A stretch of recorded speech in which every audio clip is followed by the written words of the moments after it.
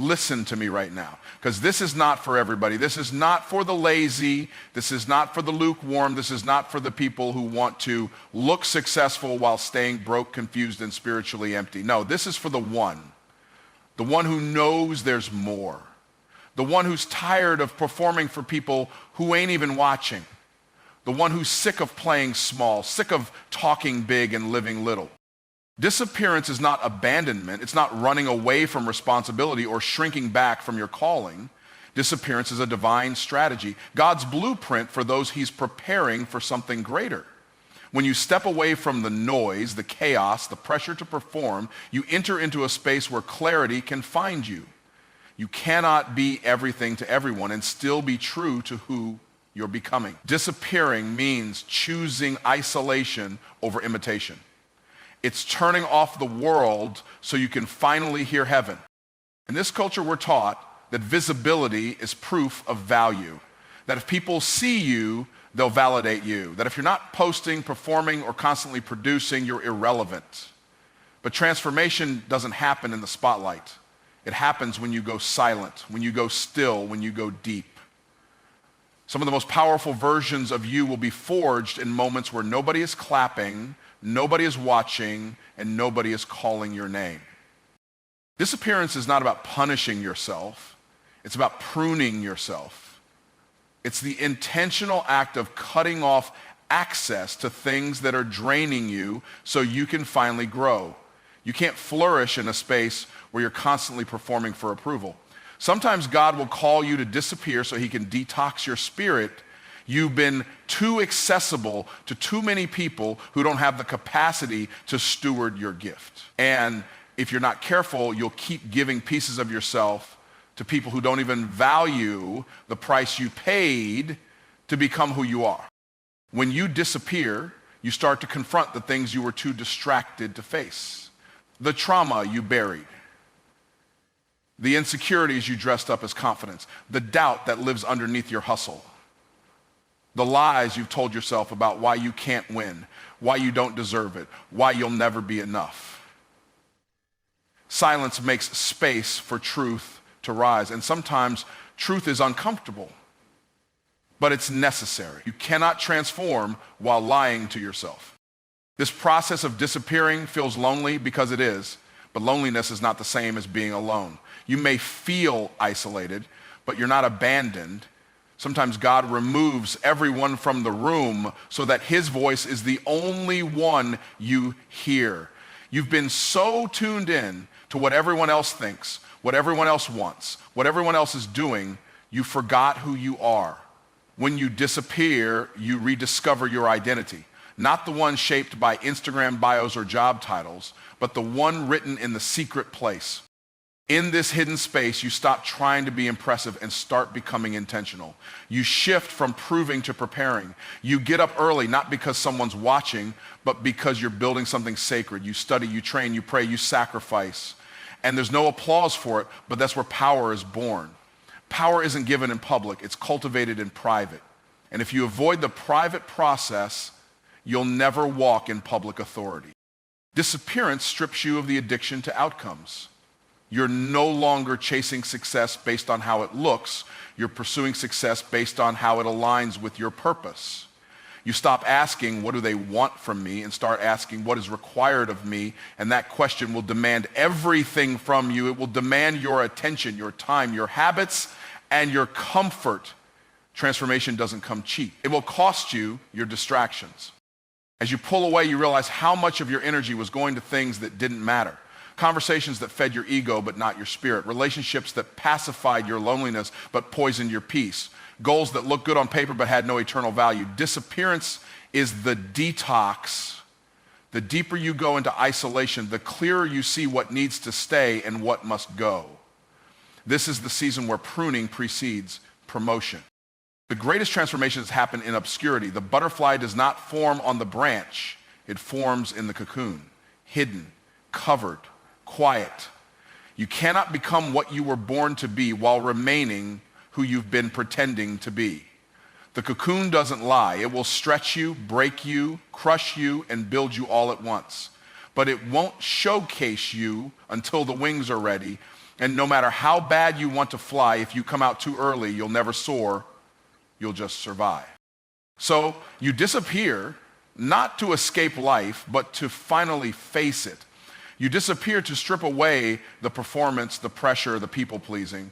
You disappear to meet the real you, the one God created before the world got a hold of you. And in that place, that sacred stillness, something begins to shift. Not outside, not around you, but within you. Focus is the currency of transformation. In a world addicted to attention, the person who learns to focus becomes dangerous, unstoppable. Fame is loud, but focus is powerful. Fame will have you chasing applause, chasing likes, chasing relevance.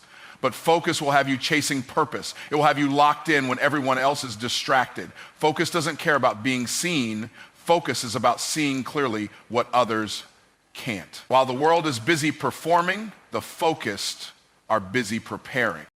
The obsession with being known is the quickest way to lose yourself. Fame is seductive. It whispers that you're not valuable unless you're visible, that if people don't see your grind, it doesn't count. But real elevation doesn't come from visibility, it comes from mastery. And mastery requires isolation. It requires stillness. It requires discipline. You can't focus when you're constantly checking to see if people are watching. The grind doesn't need an audience. The vision doesn't need validation. Fame is often the byproduct of focus, but it should never be the goal. The people who change the world aren't trying to be famous. They're trying to be effective. They're not chasing viral moments. They're building eternal impact. They know that a flash in the pan might get you attention, but only sustained discipline gets you legacy. Focus forces you to say no to good things so you can say yes to God things. It silences the noise and sharpens your priorities. When you're focused, distractions become obvious. You don't need to be seen, you need to be sharpened. You don't need followers, you need fruit. And fruit doesn't grow in public, it grows in quiet, consistent, intentional environments. The person who builds in silence will always outlast the one who performs in public. Focus teaches you to invest in things that grow, not things that glow. Because fame can put you on a stage your character can't sustain. But focus builds the character before the stage even appears. Every time you choose focus over fame, you're choosing alignment over attention. You're choosing to build something that lasts instead of chasing something that fades. You're choosing to develop the kind of strength that doesn't flinch under pressure. Fame is a trap when it becomes the target. It will have you compromising your values for views, your peace for praise, your soul for a spotlight. But when you're focused, you realize you don't need everyone, you just need alignment with your assignment. There's a reason the most powerful moments in life happen behind closed doors. Because intimacy with your calling requires privacy. Fame will rush you. It will push you into premature exposure, but focus slows you down. It forces you to grow deep before you grow tall. It teaches you to master the basics, to refine your voice, to respect the process. Fame is about being first. Focus is about being right. And when you're right with your purpose, you don't need the crowd's applause to keep going. You don't need your name in lights. You need your name in alignment with your destiny. Focus doesn't care about trends. It cares about truth. It doesn't bend with the wind of public opinion. It stands firm in the soil of vision. While others pivot to chase popularity, the focused remain planted. And in due season, they flourish. Not because they were everywhere, but because they were rooted. Fame is about being talked about. Focus is about becoming undeniable. The reason most people never reach their next level is because they traded their focus for fame. They wanted to be seen before they were ready. They exposed their gift before it was mature. They abandoned discipline for dopamine. But focus requires a different kind of hunger. The kind of hunger that isn't satisfied with being known, it's only satisfied with being great. It's a hunger that will push you to study when no one is watching, to build when no one is clapping, to grow when no one is validating you. Fame feeds the ego, but focus feeds the vision. Fame will have you addicted to applause and allergic to correction. Focus welcomes the pruning. It embraces the struggle. It honors the grind because it knows that true greatness isn't about the moment, it's about the mission.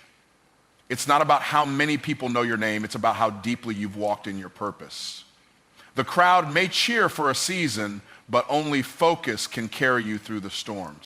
When you are truly focused, your peace is no longer for sale. Your identity is no longer tied to the numbers. Your value is no longer measured in metrics. You stop showing up for attention and start showing up for alignment. You stop proving and start producing. You stop performing and start planting, because focus isn't about who's watching. It's about what you're building and who you're becoming in the process. Isolation is not punishment, it's preparation. It's a divine pause, a sacred season where God pulls you back to position you forward. When you feel like you've been stripped of support, when the crowd disappears and the room grows quiet, don't panic. That silence is the space where strength is forged. In isolation, everything slows down so the deeper work can begin. The kind of work that can't happen while you're distracted by applause or chasing validation. Isolation removes the noise so you can finally hear the assignment. Most people fear isolation because they associate it with rejection. But isolation isn't about being rejected, it's about being refined. Diamonds aren't formed in the spotlight. They're formed under pressure in the dark, away from the public eye. Likewise, your purpose is being pressed, stretched, and shaped in moments when no one else can see what God is doing. That hidden work is the holy work. That's where foundations are strengthened and vision is clarified. In isolation, God is not just building your gift, he's building your character. Because talent might get you through the door, but only character will keep you in the room. You've been asking for elevation, but God is asking if you're ready for the weight that comes with it. In the quiet, he's preparing you to carry what you prayed for. That means confronting your impatience, surrendering your pride, and shedding the version of you that won't survive the next level. There are certain revelations that only come in solitude, certain downloads from heaven that require a shut door, a turned off phone, and a surrendered spirit. When you're isolated, you stop leaning on the noise of others and start depending on the voice of God. You start asking deeper questions. You start hearing answers you didn't know you needed. You begin to align your ambition with his instruction, and that alignment will cost you comfort, but it will birth clarity. Isolation also reveals what you've been ignoring. It surfaces the hidden wounds you've been covering with busyness. It brings up the fear that's been masquerading as strategy. It exposes the bitterness, the insecurity, the imposter syndrome that's been whispering in the background of your confidence. And while that confrontation is uncomfortable, it is necessary. You cannot heal what you refuse to face. And isolation is the space where facing it becomes inevitable.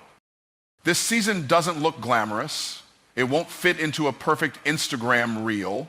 There are no awards for disappearing. But what happens in isolation is sacred. It's when your roots grow deep. It's when your resilience is developed. It's when you find out who you are apart from what you do, apart from who claps for you, apart from what the world says you're worth.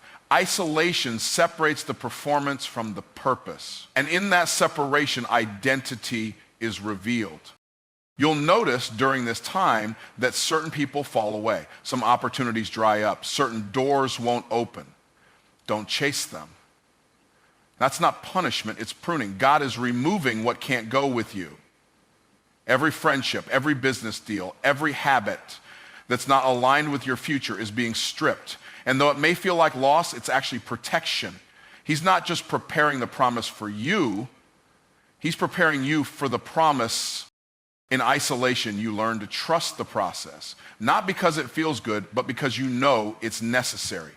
You learn to find peace without people, clarity without chaos, and direction without distractions. It's where your spirit becomes strong enough to obey, even when your emotions want to run. It's where you stop reacting to pressure and start responding with purpose. The stillness doesn't mean God isn't working. It means he's working in you before he works through you. This is the space where you develop the habits and mindset that your future will demand. You learn to steward time differently. You wake up with intention. You move with discipline. You pray with power. The things that used to impress you no longer interest you. Because when you've spent time in the presence of preparation, your standards rise. You no longer beg for blessings. You become someone who hosts them. Someone who can carry weight, influence, and impact with grace and wisdom. Everything great starts in isolation. The seed is planted alone. The vision is birthed in silence. The warrior is trained in solitude. You are not being forgotten. You are being formed. You are not being delayed. You are being developed. What looks like a step back is often the setup for your greatest leap forward. And in this space where it's just you, your faith, and your future, you're being equipped for everything you've been called to become. Success isn't something you chase, it's something you become. It's not about acquiring more, doing more, or being seen more.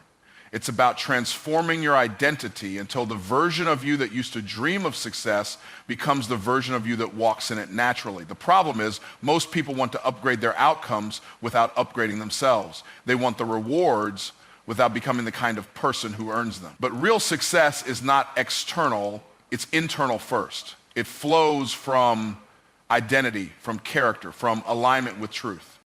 You cannot outperform your self-pimming. If you still see yourself as unworthy, incapable, or average, you will sabotage every opportunity that contradicts that belief. Success doesn't start with a strategy, it starts with a mindset. It starts with the thoughts you think when no one is looking, the conversations you have with yourself in the silence. If those thoughts are small, scared, or sabotaging, your success will be delayed even if the opportunity is right in front of you. You don't attract what you want, you attract what you believe you are. The reason why some people rise and others stay stuck isn't just talent or timing, it's identity alignment. Some people spend years chasing results when what they need to change is how they see themselves. You can't act like a winner while secretly identifying as a failure. You can't walk in confidence while still carrying shame. At some point, you have to stop chasing success like it's separate from you and start embodying it like it's already within you, because it is. But it has to be activated through belief and behavior. Becoming the success you seek means you stop waiting for permission. You stop needing external validation to move. You stop asking people if you're worthy and start deciding that you are. Success is not a destination. It's a decision, a daily one, a decision to rise early when you don't feel like it, to do the hard things without applause, to walk by faith when the outcome isn't visible. Every small decision in alignment with your vision is a vote for the version of you you're becoming. The gap between where you are and where you want to be is filled with repetition and resistance. Repetition of the right habits, resistance to the wrong temptations. If you're waiting for success to show up and change you, you'll wait forever.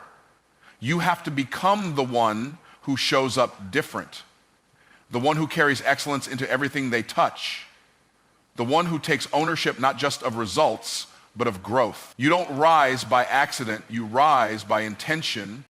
Becoming success means shifting your standards. What used to be acceptable can no longer be. The excuses you used to lean on can no longer hold you. You begin to see yourself as someone who carries purpose, who walks in integrity, who does the work, whether or not it's noticed. You stop outsourcing your progress to circumstances and start owning your responsibility to grow. You understand that the external life you want will never exceed the internal world you build.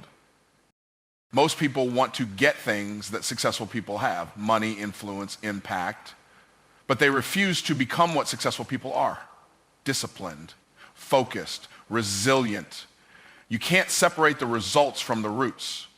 The fruit only grows where the roots are deep. If you want fruit in public, you have to grow roots in private. That means becoming consistent when no one's checking, becoming humble when you're praised, becoming accountable when things go wrong. That's what transformation looks like. When you become the success you seek, you're not fazed by the wait. You're not shaken by the silence. You're not discouraged by the process. Because success is no longer something you're chasing, it's someone you're becoming.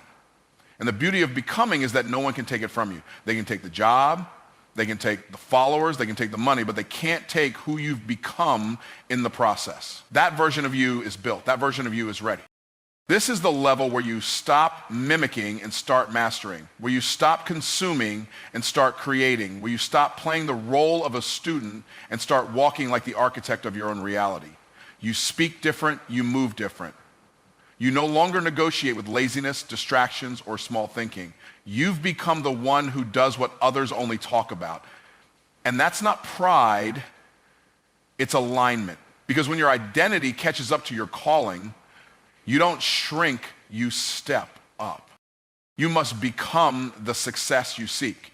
Because if you don't, you'll always feel like an imposter when you reach new levels. You'll self-sabotage, overthink, and underestimate yourself. But when you are the success, you won't flinch in rooms that once intimidated you. You'll walk with authority, speak with clarity, and move with conviction. Because the version of you who belongs there won't be showing up for the first time. You'll have already been living that way long before the spotlight found you. Most people are obsessed with changing their outcomes. They want better results, higher income, more recognition, more progress, but they keep hitting the same wall because the problem isn't the outcome, it's the identity. You don't get what you want, you get who you are. And until you change who you believe yourself to be, every outcome will be temporary, inconsistent, or sabotaged. You can upgrade your strategy all day long, but if the person executing the strategy is still thinking like a failure, the result will stay stuck. The identity you operate from is the thermostat of your life. No matter how much effort you apply, if your internal setting is low, everything you gain will eventually drop back down to match it. You'll hustle to get more money, then find a way to lose it. You'll earn a seat at the table, then talk yourself out of it. You'll build momentum, then crash under the weight of your own insecurity. Because deep down, you're still trying to achieve outcomes that don't match your current self-concept. Upgrading your identity is not about faking it. It's about aligning with the truth of who you're becoming. You don't have to become someone new. You have to become someone real. The highest, most excellent, disciplined, bold version of you already exists. It's just been buried under fear, failure, and false beliefs. Every time you take action from the place of who you truly are, you raise your standard. And when your standard rises, your life rises to meet it. And an upgraded outcome can never outrun a limited identity. You can't consistently produce results that are higher than the version of you producing them. If you believe you're average, you'll tolerate mediocrity. If you believe you're behind, you'll live in a constant state of pressure. If you believe you're not good enough, you'll shrink in rooms that were designed to stretch you. Your life is a reflection of your internal blueprint. So stop trying to build a mansion on the foundation of a shack. The structure can't rise if the identity stays small. It's easy to download a new tactic, a new method, a new morning routine. But the real breakthrough is upgrading the person behind the habit. Identity change is not instant, it's daily. It happens in the decisions you make when no one is watching, the way you talk to yourself, the way you carry yourself, the way you honor your time, your word, and your purpose. You must start seeing yourself as the kind of person who succeeds, not occasionally, but by nature. And once you do, your actions will begin to follow suit. Upgrading the identity means confronting the lies you've believed for years, the stories you've told yourself about your limitations, the labels that were placed on you by broken people who didn't know your calling. You've outgrown those beliefs, but you've been living like they're still true. It's time to rewrite the narrative. Not with fluff, not with empty affirmations, but with decisions backed by discipline, habits backed by hunger, and actions that speak louder than your doubt. You have to stop being emotionally loyal to your old self. The version of you that survived, hustled, hid, and hoped for the bare minimum, it served a season, but it's not fit for the future. If you keep dragging that identity into new opportunities, you'll keep shrinking them down to fit your comfort zone. But when you upgrade your identity, you start walking like someone who belongs. You stop begging, you stop apologizing for wanting more, you stop downplaying your gift just to keep others comfortable. True success doesn't happen when your outcomes change.